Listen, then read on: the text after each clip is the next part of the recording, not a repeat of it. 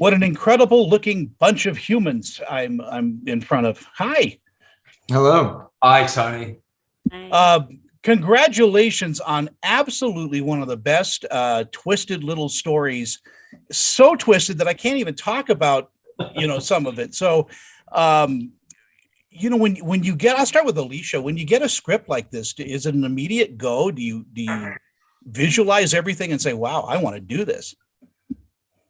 I read the script and I thought it was really, really exciting and interesting. And these three different characters were so complicated. They're all struggling with so much. The layers. I just thought whoever's going to play all of these especially these two men, they're going to have to really, really dive deep inside because and that's what's exciting. You want to pick those kinds of parts. So it was pretty easy for me to know that I wanted to play Henrietta and I wanted to be in that story. And then of course I met with Drew, the director, Drew Milleray and Drew Van Acker, and just really got more of a sense of how committed they were and what story they were trying to tell. And I'll say that Drew Milleray had a very clear vision, which is always very exciting. Often directors, not often, sometimes they don't. And this one, he really knew exactly what he was after. And he did that in the storyboarding and in his what do you call it? I don't know what's called, the deck that he created, or his art deck. And then with his DP that he brought on, it was just so beautiful. So it felt like I was stepping into a world and I wanted to step into that world. Drew, the character of Jake, tell me a little bit about what you had to do to prepare for this.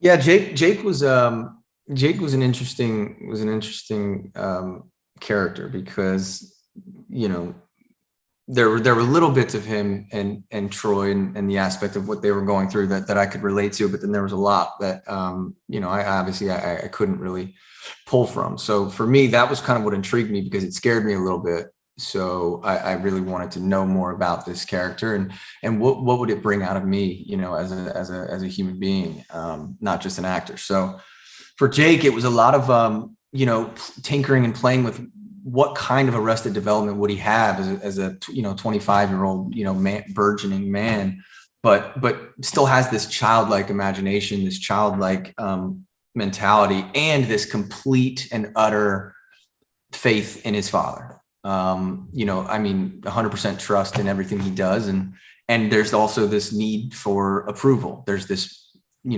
dire need to show his dad that he is who he says he is and that he's ready to support them and show him that this is who he is and he thinks this is what his life is going to be. And then when you meet Henrietta, Alicia's character, it's flips his world completely upside down and he has no idea where he's going to go from here, but he knows that this is something that is intriguing to him. This is something that he knew all along. I think internally there was more to life than what Troy had kind of presented. So for me, it was a lot of just spending time alone. I think a lot of it was, who do you become when you're alone all the time?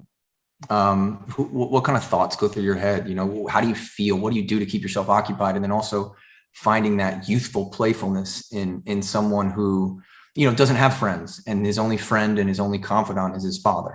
And there is still a level of, paternal relationship that you don't get with a friend or a cohort or whatever that may be. So just kind of finding what that meant to me as a person and who that was, and playing with it and spending time alone and just being in your own thoughts and kind of going from there. That was kind of the base point from where I started.